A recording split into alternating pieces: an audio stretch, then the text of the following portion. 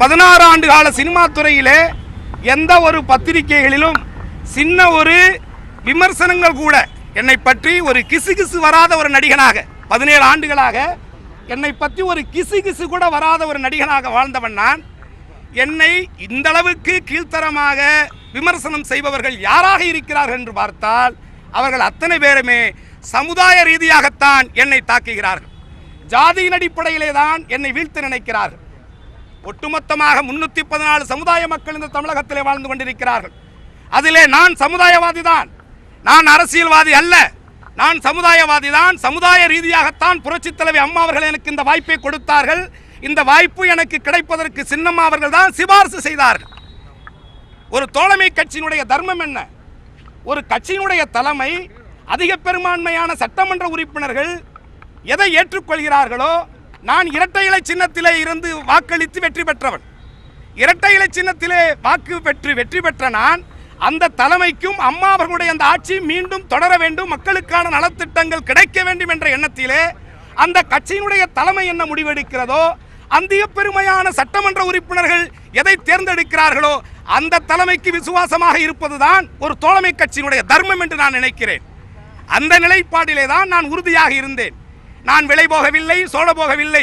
இது போன்ற கீழ்த்தரமான செயல்களை செய்து வாழ வேண்டிய அவசியமும் எனக்கு இல்லை. உழைப்பவனே உயர்ந்தவன் என்று புரட்சித் தலைவர் கையெழுத்திடும் போது கையெழுத்திடுவார். அப்படி உழைப்பை நம்பக்கூடியவன் நான். உழைத்து இந்த இடத்திற்கு வந்தவன் நான். என்னை விமர்சனம் செய்வதற்கு உங்களுக்கு அதிகாரம் இருக்கிறது, ஆனால் கீழ்த்தரமாக என்னை விமர்சனம் செய்வதற்கு யாருக்கும் அதிகாரம் கிடையாது. அதை நான் ஏற்றுக்கொள்ள மாட்டேன். அதற்காகத்தான் கமிஷன் அவர்களிடத்திலே நான் என்னை திட்டமிட்டு என்னுடைய புகழுக்கும் களங்கத்திற்கு விளைவிக்க வேண்டும் என்ற எண்ணத்திலே திட்டமிட்டு ஜாதிய ரீதியான தாக்குதல்களை தொடர்கின்றவர்கள் மீது சட்ட ரீதியான நடவடிக்கை எடுக்க வேண்டும் என்றுதான் நான் கமிஷனர் அவர்களிடத்திலே ஆதாரப்பூர்வமாக இங்கே நான் அவருக்கு என்னுடைய விண்ணப்பத்தை வைத்திருக்கிறேன். அதே நேரத்தில் தொகுதியிலே இருக்கக்கூடியவர்கள் அதிருப்தியிலே இருக்கிறார்கள். தொகுதிகளுக்கு சட்டமன்ற உறுப்பினர்கள் செல்ல முடியாது, போக முடியாது, கோபமாக இருக்கிறார்கள் என்று ஒரு பொய்யான கருத்தை சொல்லிக் கொண்டிருக்கிறார்கள். நான் இந்த இடத்திலே உங்கள் வாயிலாக மக்களிடத்திலே கேட்பது ஒன்றே ஒன்றுதான். என்னுடைய திருவாடனை தொகுதியிலே 2,86,644 பேர் வாக்காளர்கள், அதிகாரப்பூர்வமான வாக்காளர்கள். அதிலே நான் பெற்ற வாக்கு 76,786. என்னை எதிர்த்து போட்டியிட்ட திராவிட முன்னேற்ற கழகத்தினுடைய வேட்பாளர் தினகரன் அவர்கள் வாங்கிய வாக்கு 69 சில்லறை. என்னை எதிர்த்து போட்டியிட்ட ஜான் பாண்டியன் அவர்கள் வாங்கிய வாக்கு 9,000 சில்லறை. என்னை எதிர்த்து போட்டியிட்ட தேவநாதன் அவர்கள் வாங்கிய வாக்கு 8,000 சில்லறை. என்னை எதிர்த்து போட்டியிட்ட SDPI கட்சியினுடைய இஸ்லாமிய மதவாத கட்சியினுடைய வாக்கு 7,000 சில்லறை. தனியாக நாம் தமிழர் சுயேட்சையாக நின்றவர்கள் ஆக ஒட்டுமொத்தமாக பார்த்தீர்களேயானால் 76,000 வாக்கு வாங்கிய இந்த கருணாஸ் என்ற வேட்பாளருக்கு, இரட்டை இலை சின்னத்திலே போட்டியிட்ட எனக்கு, அனைத்து இந்திய அண்ணா திராவிட முன்னேற்ற கழகத்தினுடைய தோழமை வேட்பாளராக போட்டியிட்ட எனக்கு 76,000 வாக்குகள். எதிர்த்து போட்டியிட்ட அத்தனை பேரும், அதாவது அண்ணா திராவிட முன்னேற்ற கழகம் வெற்றி பெறக்கூடாது, கருணாஸ் அவர்கள் வெற்றி பெறக்கூடாது என்பதற்கு எதிராக வாக்களித்த வாக்கு 1,15,000 மேல். வாக்கு அளிக்காதவர்களுடைய வாக்கு 80,000 பேர். நன்றாக யோசித்து பாருங்கள். 1,15,000 80,000 பேர் வாக்கே போடவில்லை. ஒரு நீதிபதி கூட சமீபத்திலே ஓட்டு போடாத உனக்கு கேள்வி கேட்பதற்கு தகுதி இல்லை என்று சொல்லி இருக்கிறார். உண்மைதானே? அந்த வகையிலே 2 லட்சம் பேர் திருவாடனை தொகுதியிலே இந்த கருணாசுக்கும் நான் போட்டியிட்ட அனைத்து இந்திய அண்ணா திராவிட முன்னேற்ற கழகத்திற்கும் எதிரானவர்கள். உண்மையா இல்லையா? ஏற்கனவே 2 லட்சம் பேர் அந்த தொகுதியிலே எதிராகத்தான் இருக்கிறார்கள். புரட்சித் தலைவி அம்மாவுடைய ஆட்சி வரக்கூடாது, இரட்டை இலை சின்னம் வெற்றி பெறக்கூடாது, கருணா சட்டமன்ற உறுப்பினராக தேர்ந்தெடுக்க கூடாது என்று சொல்லி 2 லட்சம் பேர் ஏற்கனவே இருக்கிறார்கள். எனக்கு வெறும் 76,786 பேர் வாக்களித்திருக்கிறார்கள். ஆக இது திட்டமிட்டு பரப்பக்கூடிய ஒரு பொய்யான செய்திகளை தயவு செய்து நான் உணர்வோடும் உண்மையோடும் இந்த மக்களை பார்த்து கேட்பது. இந்த உலகத்திலேயே மிக மிக பெரிய பாவம் என்பது பொய் சொல்லுவது. பொய்யை விட மிகப்பெரிய பாவம் கிடையாது. அந்த பாவத்தை நீங்கள் தெரிந்தோ தெரியாமலோ செய்து கொண்டிருக்கிறீர்கள். சில விஷக்கிருமிகள் அதை செய்து கொண்டிருக்கிறார்கள். அவர்களுக்கு நீங்கள் பலிகாடாகிக் கொண்டிருக்கிறீர்கள். உண்மையான கருத்துக்கள் எதுவாக இருந்தாலும் நேரடியாக சொல்லக்கூடிய தைரியம் மிக்கவன் தான் நான்.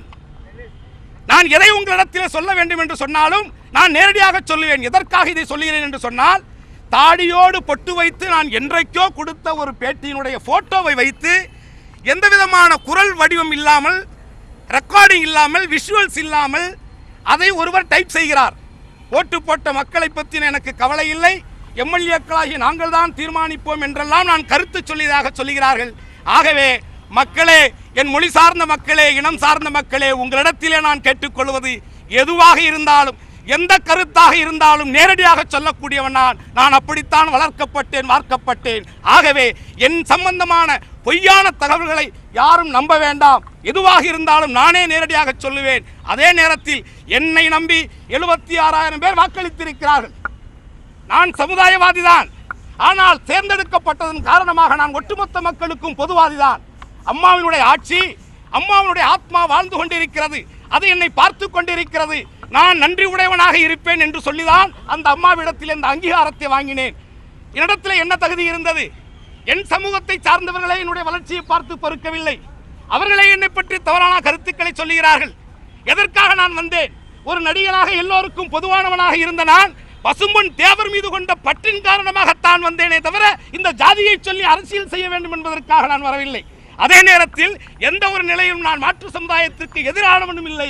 ஆனால் என்னை ஏன் இப்படி விமர்சனம் செய்து, என்னை ஏன் இப்படி அதிகமாக துஷ்பிரயோகம் செய்து என்னுடைய உணர்வுகளை கொச்சைப்படுத்துகிறீர்கள் என்பது மட்டும்தான் என்னுடைய கேள்வி. ஆகவே எந்த நிலையிலும் தன் நிலை மாறாது விசுவாசமாக இருப்பேன் என்ற அந்த அம்மா, புரட்சித் தலைவி அம்மாவரிடத்தில் நான் சொன்ன அந்த வார்த்தையை இப்படி ஒரு இக்கட்டான சூழலில் ஒரு ஆட்சியை இரட்டை இலை சின்னத்திலே எம்ஜிஆருக்கு கூட செய்யாத ஒரு செயலை துணிந்து செய்து, இரட்டை இலை சின்னத்திலே 234 தொகுதிகளிலும் வேட்பாளர்களை நிறுத்தி, இரட்டை இலை சின்னத்திலே என்னை நிறுத்தி அந்த வெற்றியை பெற்று, அந்த வெற்றிக்கு பிறகாக அந்த மக்களுக்கு நிறைய நலன்களை செய்ய வேண்டும் என்று ஆசைப்பட்ட அந்த ஆத்மா அழியவில்லை. விவேகானந்தர் சொன்னதைப் போல் இந்த உலகத்தில் ஆத்மாவிற்கு அழிவில்லை என்று சொன்னாரே, அந்த நிலையில் அந்த ஆத்மா வாழ்ந்து கொண்டிருக்கிறது என்று நம்புகிறேன். அந்த நிலையில் தன் உயிரை கொடுத்து இந்த ஆட்சியை உருவாக்கினார்கள் புரட்சித் தலைவி அம்மா. அந்த ஆட்சி பாதுகாக்கப்பட வேண்டும். தொடர்ந்து இந்த 4 ஆண்டுகள் மக்களுக்கான நலத்திட்டங்களை செய்ய வேண்டும். அதற்கு நான் என்றைக்கும் உறுதுணையாக இருப்பேன். எது வந்தாலும் எதிர்த்து நிற்பேன் என்று கூறி, வாய்ப்புக்கு நன்றி கூறி விடைபெறுகிறேன். நன்றி, வணக்கம்.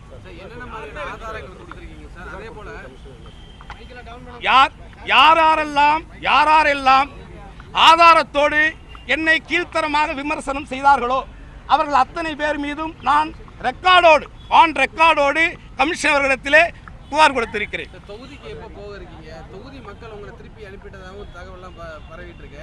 தொகுதிக்கு எப்போ போகிறீங்க? தொகுதி போயிருக்கீங்களா? அந்த தகவலை பற்றி சொல்லுங்க. நான் சென்னை வாசி. நான் தேர்ந்தெடுக்கப்பட்டது திருவாடனை தொகுதி. திருவாடனை தொகுதியிலே கலெக்டர் வளாகத்திலே, பட்டினக்காத்தானிலே கலெக்டர் வளாகத்திலே விருந்தினர் மாளிகை, சர்க்கிட் ஹவுஸ் இருக்கிறது. அங்கே உங்களுடைய பத்திரிகை நிருபர்கள் இருப்பார்கள். அவரை அனுப்பி கடந்த 7-8 மாதங்களில் அதிகமான நாட்கள் தொகுதியிலே தங்கியவன் யார் என்று நீங்கள் குறிப்பிடிப்பீர்களே, ஆனால் கருணாசாகத்தான் இருப்பேன். நான் வெளியில் எங்கும் தங்குவது கிடையாது. 200 ரூபாய் வாடகை அந்த சர்க்கிட் ஹவுஸிலே தான் தங்கி கொண்டிருக்கிறேன். ஆக கடந்த இந்த அம்மா என்றைக்கு மருத்துவமனையிலே தீவிர சிகிச்சையிலே அனுமதிக்கப்பட்டார்களோ அதற்கு பிறகு இன்று வரை நான் தொகுதிக்கு செல்லவில்லை. நாளைக்கு அம்மாவுடைய பிறந்த நாள் இருக்கின்ற காரணத்தால் நாளைக்கு புரட்சித் தலைவி அம்மாவுடைய பிறந்த நாளை என்னுடைய திருவாடனை தொகுதியில் இருக்கக்கூடிய RS மங்கலம், திருவாடனை, பட்டினக்காத்தான் போன்ற பகுதிகளிலே அனைத்து மக்களும் உற்சாகமாக அம்மாவினுடைய நலத்திட்டங்களை அனுபவித்து அந்த நன்றி கடனை செலுத்துகின்ற விழாக்களை ஏற்பாடு செய்திருக்கிறார்கள். அந்த விழாக்களுக்கு நாளைக்கு நான் இன்றைக்கே கிளம்பி சென்று நாளைக்கு மக்களை சந்திக்கின்றேன்.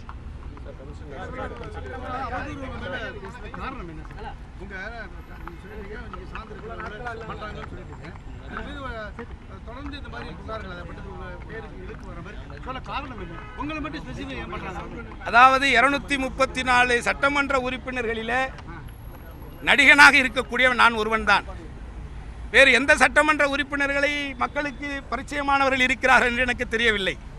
நீங்கள் சமீபத்திலே வலைதளங்களில் எதிலே நீங்கள் பார்த்தீர்களே ஆனாலும் ஒரு சின்னம்மா, அடுத்து பன்னீர்செல்வம், அடுத்து கருணாஸ், நீங்கள் பார்த்தீர்களே ஆனாலே புரியும். ஆக இது முழுக்க திட்டமிட்டு என்னுடைய வளர்ச்சி நான் நன்றாக தெரிந்து கொள்ள வேண்டும். அம்மாவினுடைய இரங்கல் தீர்மானம் சட்டமன்றத்திலே வாசித்த பொழுது புரட்சித் தலைவி அம்மா அவர்கள் கொடுத்த இந்த அங்கீகாரம் கல்லர் மறவர் கனத்ததோர் அகமுடையோரை பிற்படுத்தப்பட்ட பட்டியலிலே மிகவும் பிற்படுத்தப்பட்ட பட்டியலிலே சேர்க்க வேண்டும் என்ற கோரிக்கையை வைத்துத்தான் இந்த அமைப்பை நான் உருவாக்கினேன். அது புரட்சித் தலைவி அம்மா அவர்கள் செய்வார்கள் என்று நம்பினேன். இன்றைக்கு அவர்கள் இல்லை. எதை நோக்கி நான் வெந்தேனோ, எதை என்னுடைய பயணமாக எடுத்துக்கொண்டேனோ அது எனக்கு நடக்குமா என்கின்ற ஐயப்பாடு வந்துவிட்டது. அந்த அம்மா தந்த இந்த அதிகாரம் எனக்கு தேவையா என்று நான் யோசித்துக் கொண்டிருக்கிறேன் என்று சொன்னவன் நான். இந்த சட்டமன்ற பதவியவே வேண்டாம் என்று அன்றைக்கே முடிவெடுத்தவன் நான். புரட்சித் தலைவி அம்மா அவர்கள் முன்னிலையில் சட்டமன்றத்திலே கன்னி பேச்சிலே ஜல்லிக்கட்டுக்காக பேசியவன் நான். ஆகவே இது திட்டமிட்டு என்னுடைய வளர்ச்சியின் மீது வெறுப்பு கொண்டு ஜாதி ரீதி நான் சொல்லுகிறேன், ஒரு சமுதாய ரீதியாக ஒருவர் செய்கின்ற தவறுக்கு நான் எப்படி ஒட்டுமொத்த சமுதாயத்தை குறை சொல்ல முடியும்? ஒருவர் என்ன கேள்வி சொல்லுங்க. இல்ல ஷார்ட்டா சொல்லுங்க, புரியல. இல்ல சொல், நீங்க கேட்ட கேள்விக்கு தானே. அவ்வளவுதான். வேற ஏதாவது கேள்வி? மனிதநேய ஜனநாயக கட்சி உங்களோட கூட்டணி கட்சி தான். அவங்க வந்து தொகுதியில போய் மக்கள்கிட்ட கருத்து கேட்டாங்க. அது மாதிரி நீங்க திருவாரூர் சட்டமன்ற தொகுதி மக்கள்கிட்ட ஏதாவது கருத்து கேட்டீங்களா? நம்பிக்கை வாக்கெடுப்பின் போது மக்களுடைய கருத்து ஏதாவது உங்களுக்கு அதான் நான் உங்களுக்கு சொல்லிட்டேன் சார். முதலே சொன்னேன்ல, திருவாடனை தொகுதியில் எனக்கு எதிராக வாக்களித்தவர்களே 2 லட்சம் பேர் இருக்கிறார்கள். எனக்கு ஆதரவு 76,000 பேர். 76,000 என்ன கருத்து?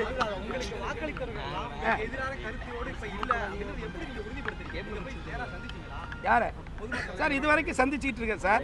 இந்த பர்டிகுலர் விஷயம் இருங்க. இந்த பர்டிகுலர் விஷயம் வந்து புரட்சித் தலைவி அம்மா அவர்கள் மருத்துவமனையில் இருந்த காலகட்டத்தில் இந்த சோசியல் மீடியாக்களுக்குன்னு தனித்தனி அலுவலகம் போட்டு இளைஞர்களை வச்சுக்கிட்டு தகவல்களை பரிமாறிக்கிட்டு இருக்காங்க.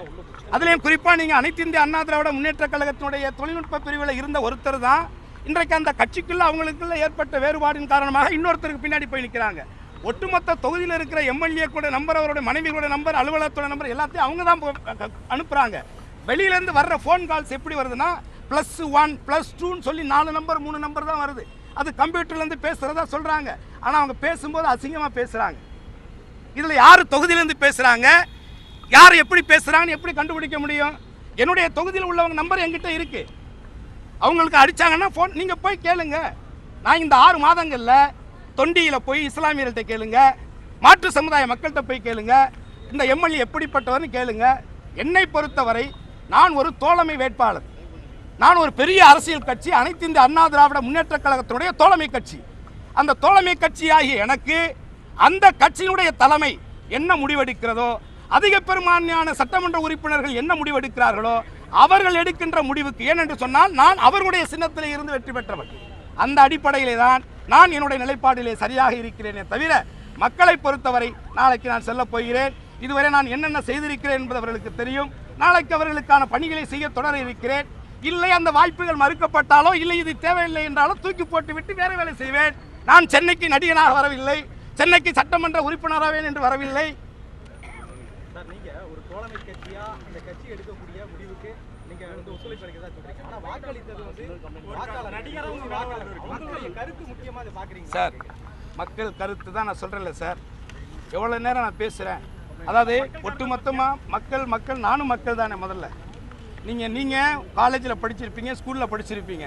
என்னதான் உங்களுடைய க்ளோஸ் நண்பனாக இருந்தாலும் அசிங்கமாக ஒரு வார்த்தை சொன்னால் அடுத்த நிமிஷம் அடிக்கிறீங்கல்ல, திட்டுறீங்கல்ல. எனக்கு 100 கால் வருதுன்னா 99 கால் அசிங்கமாக பேசுகிறாங்க, அசிங்கமாக அனுப்புகிறாங்க. என்ன கருத்து கேட்க சொல்கிறீங்க? ஏங்க ஒட்டுமொத்தமாக நான் சொல்கிறேன், வாக்கெடுக்கிறதுக்கு முன்னாடி அவங்க நல்லது செய்வேன்னு சொன்னால் எனக்கு ஓட்டு போட்டாங்க. நல்லது செஞ்சுட்டு தானே இருக்கிறேன். இப்போ நான் வந்து முடிவெடுக்க வேண்டிய நிலை எனக்கு என்ன இருக்கு? ஒரு கட்சியினுடைய முடிவு அங்கீகாரம் அவங்க முடிவெடுக்கும் பொழுது நான் என்ன முடிவெடுக்க முடியும் நினைக்கிறீங்க? இப்போ தொகுதி மக்களை இனிமேல் தான் இந்த இன்சிடென்ட்டுக்கு அப்புறம் உங்களை விமர்சனம் செய்ததுக்கு அப்புறம் தொகுதி மக்களை என்ன பார்க்கல, நாளைக்கு போகிறேன்னு சொன்னீங்கல்ல, போக முடியாத சூழ்நிலை இருந்தாலும் ஒரு சட்டமன்ற உறுப்பினர் முறையில் ஒரு அறிக்கைனாலும் கொடுத்தீங்களா? எப்படி இது மாதிரி ஒரு தவறான கருத்தை பரப்புறாங்க? நான் தொகுதி மக்கள் நான் கொடுக்கல சார். நீ தானே சார் கொடுக்குறேன். இல்லை சார் கொடுக்குறேன் சார். இன்னைக்கு நடந்துகிட்டு இருக்கிற விஷயங்களை பார்க்கணும். நம்ம ஒரு ஏதோ ஒப்புக்கு சப்பான்லாம் ஒரு விஷயத்த பேசக்கூடாது. பேசுகிறத தீர்க்கமாக பேசணும். இதில் பொய்யெல்லாம் கிடையாது, பித்தலாட்டம் கிடையாது. இவ்வளோ கீழ்த்தரமாலாம் நீங்கள் வந்து ஒரு சோசியல் மீடியாக்களை வச்சுக்கிட்டோம், கருத்து சுதந்திரம் இருக்குங்கிறதுக்காக. என் மனைவி என்னங்க தப்பு பண்ணா? என் பொண்ணு என்ன தப்பு பண்ணா? என் பையன் என்ன தப்பு பண்ணா? அவன் ஸ்கூலுக்கு போகும்போது அவனை பார்த்து கேட்பாங்களா உங்கள் அப்பா பொண்ணை வச்சு பிஸ்னஸ் பண்ணுறான்னு நல்லா ஒத்துக்கிறீங்களா?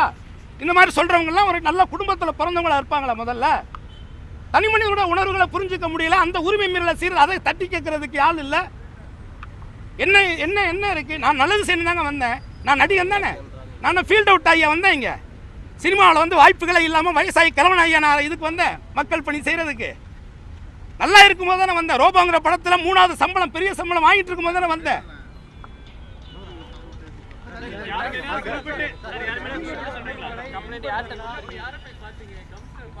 கமிஷனரை சார்ஜ் அவர்களை நேரடியாக பார்த்து அவரிடத்தில் என்னுடைய மன உளைச்சல்களையும், கருத்து சுதந்திரம் என்பதை நீதிமன்றம் வரவேற்றாலும் கூட இது போன்ற கீழ்த்தரமான கருத்து சுதந்திரங்களை எப்படி ஏற்றுக்கொள்வது என்ற என்னுடைய குற்றச்சாட்டை பதிவு செய்து அதற்கான ஆதாரத்தோடு நான் அவரிடத்தில் புகார் அளித்திருக்கிறேன். நிச்சயமாக 2 நாட்களில் நடவடிக்கை எடுப்பேன் என்று சொல்லியிருக்கிறார். இது தொடர்ந்து ஒவ்வொரு மாவட்டத்திலும் இருக்கக்கூடிய என்னுடைய நிர்வாகிகள் மூலமாக அந்தந்த மாவட்டத்திலும் இது புகார் அளிக்கப்படும். அந்தந்த பகுதியில் இருப்பவர்களையும் காவல்துறை நடவடிக்கை எடுக்க வேண்டும் என்று கேட்டிருக்கிறேன். முன்னாள் முதலமைச்சர் பன்னீர்செல்வத்தோட அந்த அணியோட செயல்பாடு எப்படி இருக்கு? ஒரு தோழமை கட்சியா அவங்க ஒரு 11 சட்டமன்ற உறுப்பினர் எதிர்க்கிறாங்களே, அதை பத்தி நான் அது கருத்து சொல்ல விரும்பல. எங்க எல்லா தொகுதிக்குமே அது நாளைக்கு ஏன் தொகுதி வந்து பாருங்க, எனக்கு எவ்வளவு ஆதரவு இருக்குன்னு பாருங்க. அதான் சார் சார் நான் ஒன்று சொல்றேன் சார், இப்போ கூட இந்த இடத்துல நான் 100 பேரை கூட்டிட்டு வர முடியும், 200 பேரை கூட்டிட்டு வர முடியும், இல்ல 1000 பேர் கூட்டி வர சொன்னாலும் கூட்டி வர முடியும், இல்ல 5000 பேர் கூப்பிட சொன்னாலும் நல்லா கூட்ட முடியும். இதெல்லாம் ஒரு பெரிய விஷயம் இல்லை. எனக்கு இப்போ நான் போகணும்னு நினைச்சா நான் ஒரு 100 பேரை கூட்டிகிட்டு அந்த இடத்துல நிற்க முடியும், நானே ஆராய்ச்சி எடுக்க முடியும். கிராமங்களில் உங்களுக்கு தெரியாது என்ன இருக்குது ஆராய்ச்சி எடுத்தா. ஸோ அதனால சில விஷயம் நடப்பதை நம்ம பார்த்துக்கிட்டு தான் இருக்கோம். ஆனால் எல்லாத்துக்கும் மேலே கடவுள்னு ஒருத்தர் இருக்கார். யார் யார் என்னங்கிறத அவர் பார்த்துக்கிட்டு தான் இருக்கார். அதுக்கு தகுந்த கூலியை அவர் கொடுப்பார். பிறர்க்கின்னா முற்பகல் செய்யின் தமக்கின்னா பிற்பகல் தாமே வரும்னு வள்ளுவன் சொல்லியிருக்கிறான். அதை நான் முழுசா நம்புறேன். தெய்வத்தால் ஆகாதனினும் முயற்சி தன் மெய்வருத்த கூலி தரும்னு சொல்லியிருக்கிறான். அந்த முயற்சியை மட்டுமே நம்பி நான் சென்னைக்கு வந்தவன். அதனால உழைத்தவர்களை உதாசீனப்படுத்துவது, பொய்யான கருத்துக்களை பரப்புவது நான் வன்மையாக கண்டிக்கின்றேன். எனக்கு யாரெல்லாம் அனுப்பிச்சிருக்காங்களோ, 1 2 கிடையாது, யாரெல்லாம் அனுப்பிச்சிருக்காங்களோ அவங்களுடைய யூடியூப்போட அட்ரஸ்ல இருந்து எதுல இருந்து பகிர்ந்திருக்காங்களோ எல்லாத்தையுமே தெளிவா ரெக்கார்டோட எடுத்து ஆதாரத்தோட கொடுத்திருக்கிறேன். தொகுதி மக்களை பொறுத்தவரை நான் எதையும் எதிர்பார்த்து அரசியலுக்கு வந்தவன் அல்ல. நான் மக்கள் பணியே மகேசன் பணி என்கின்ற எண்ணத்திலே இன்றைக்கு நான் செய்யக்கூடிய நல்ல காரியங்களும் தர்ம காரியங்களும் மட்டும்தான் எதிர்காலையுடைய சந்ததிகளை இந்த மண்ணிலே வளமோடு நலமோடு வாழ வைக்கும் என்ற நம்பிக்கை உள்ளவன். அந்த வகையிலே எனக்கு வாக்களித்த மக்களை நிச்சயமாக அவருடைய தேவைகளை, என்னுடைய தொகுதி மிகவும் மிகவும் பிற்படுத்தப்பட்ட ஒரு தொகுதி, குடிநீர் பற்றாக்குறை உள்ள ஒரு தொகுதி. இன்றைக்கு நான் முதலமைச்சரிடத்திலே முந்தா நாள் அவர்களை சந்தித்த பொழுது பதவியேற்ற அன்னைக்கு நான் கொடுத்த மனு, யூனியன் வாரியாக இருக்கக்கூடிய அத்தனை கம்மாய்களும் தூர்வாரப்பட வேண்டும், அதற்காக நீங்கள் ஒரு மிகப்பெரிய தொகையை ஒதுக்க வேண்டும் என்று வேண்டுகோளை வைத்திருக்கிறேன். அவர் செஞ்சு தருகிறேன் என்று சொல்லியிருக்கிறார். RS மங்கலத்தில் இருக்கக்கூடிய பெரிய கம்மாய் தூர்வாரப்பட வேண்டும் என்று கேட்டிருக்கிறேன், செய்து தருகிறேன் என்று உறுதியளித்திருக்கிறார். ஆக என்னை நம்பி வாக்களித்த என்னுடைய தொகுதி மக்களுக்கு நான் எத்தனை காலம் இந்த பதவியில் இருக்கிறேனோ அத்தனை காலம் எந்த விதமான எதிர்பார்ப்பும் இல்லாமல் அவர்களுக்கு உண்மையாக என்னுடைய பணியை செய்வேன்.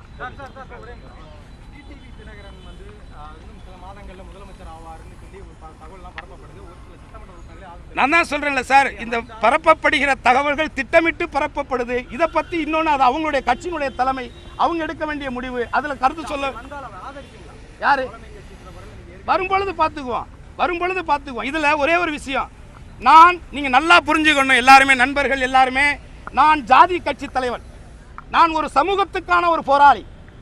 என்னுடைய சமூகம் என்னை சார்ந்தவன் நன்றாக இருக்க வேண்டும், அதே நேரத்தில் என்னை தேர்ந்தெடுத்த என்னுடைய தொகுதி மக்களும் நன்றாக இருக்க வேண்டும். நான் பாகுபாடு பார்த்ததில்லை.